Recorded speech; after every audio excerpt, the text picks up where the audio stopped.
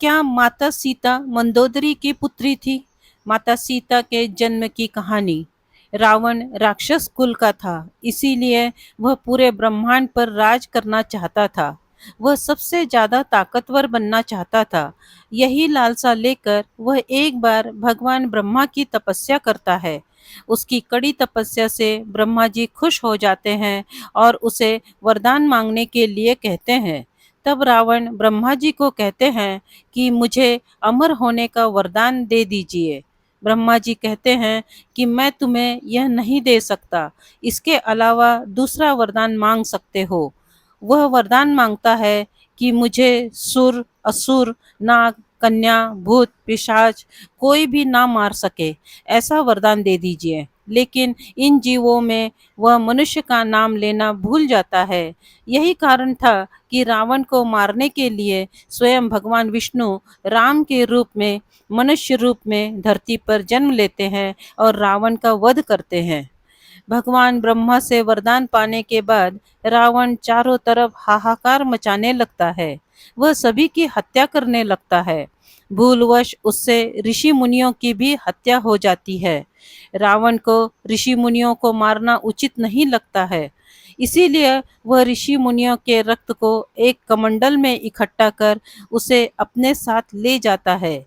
रावण जिसके कमंडल में ऋषि मुनियों का रक्त इकट्ठा करता है, वह कमंडल गृत्समद ऋषि का होता है, जो चाहते थे कि माँ लक्ष्मी स्वयं उनके घर पुत्री के रूप में जन्म ले।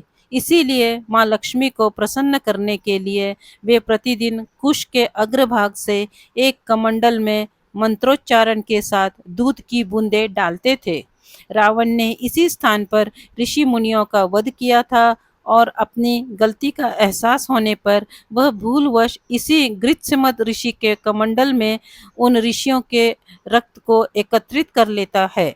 एकत्रित रक्त के कमंडल को रावण लंका ले जाकर अपनी पत्नी मंदोदरी को सुरक्षित रखने के लिए दे देता है और कहता है कि यह विषैले रक्त से भरा हुआ है, इसे संभाल कर रखना, किसी को मत देना। ऐसा कहने के बाद वह सह्याद्री पर्वत पर विहार करने के लिए चला जाता है।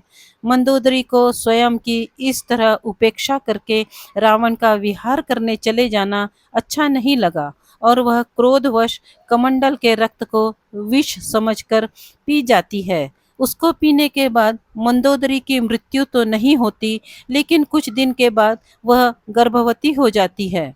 मंदोदरी को जब इस बात का पता चलता है तो वह बहुत घबरा जाती है। उसे लगता है कि अन्य लोगों को इसके बारे में पता चलेगा तब क्या होगा। वह अपनी पवित्रता पर कोई भी प्रश्न नहीं चाहती थी, इसीलिए लोक लज्जा के डर से वह दूर मिथिला राज्य चली जाती है, जहाँ पर वह अपने भ्रूण को एक कलश में रखकर जमीन में गाड़ देती है। वही भ्रूण परिपक्व होकर एक बालिका के रूप में विकसित होता है। उसी समय मिथिला राज्य में भीषण अकाल पड़ा था। ऋषियों ने मिथिला के राजा जनक से यज्ञ का आयोजन करने के लिए कहा, जिससे वर्षा हो और उनका कष्ट दूर हो। यज्ञ की समाप्ति के अवसर पर राजा जनक अपने हाथों से हल लेकर खेत जोत रहे थे। तभी उनके हल का नुकीला भाग, जिसे सीत कहते हैं, किसी कठोर चीज से टकराया और हल वहीं अटक गया। जब उस स्थान खुदाई हुई तब एक कलश मिला जिसमें एक सुंदर कन्या थी। राजा जनक ने उस कन्या को कलश से बाहर निकाला और उसे अपनी पुत्री के रूप में स्वीकार किया। जनक की पत्नी उस समय निसंतान थी, इसीलिए बेटी को पाकर वो अत्यंत प्रसन्न हुई। चूंकि हल के उस हिस्से से टकराकर माता सीता मिली थी, जिसे सीत कहा जाता है, इसीलिए उनका नाम सीता रखा गया। वही जनक पुत्री के रूप में उन्हें जानकी कहा गया।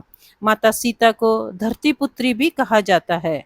माता सीता धरती के कोख से निकलती है और अंत में धरती में ही समा जाती है। यदि आपको ये पौराणिक कहानी अच्छी लगी हो तो प्लीज़ इसे लाइक करें, शेयर करें और इस चैनल को सब्सक्राइब करें। धन्यवाद।